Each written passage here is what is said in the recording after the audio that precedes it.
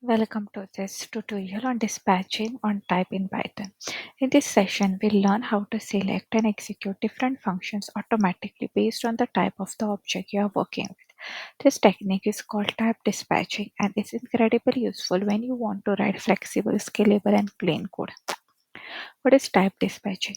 What type dispatching means selecting which function to run based on the data type of an input argument. Instead of writing multiple if-else type checks, Python gives us more elegant ways to organize such logic.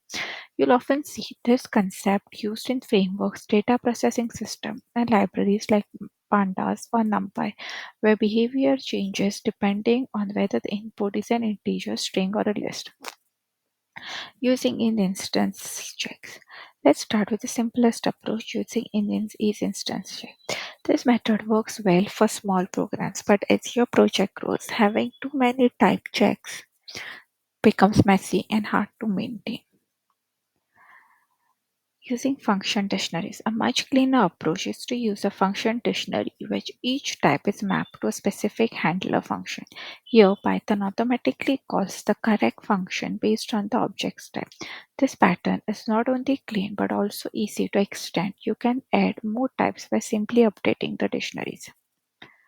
Using functools.singledispatch. The most easier way to implement type dispatching is by using functools.singledispatch.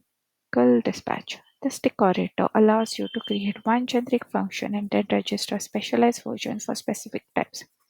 This approach is clean, extensible, and built into a Python standard library, perfect for handling different types elegantly. Advantages of single dispatch. It keeps your code organized. One function name handles multiple data types. Is extensible.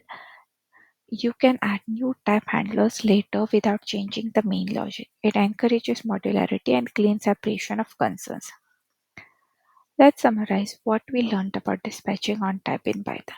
Type dispatching allows your function to behave differently based on input type.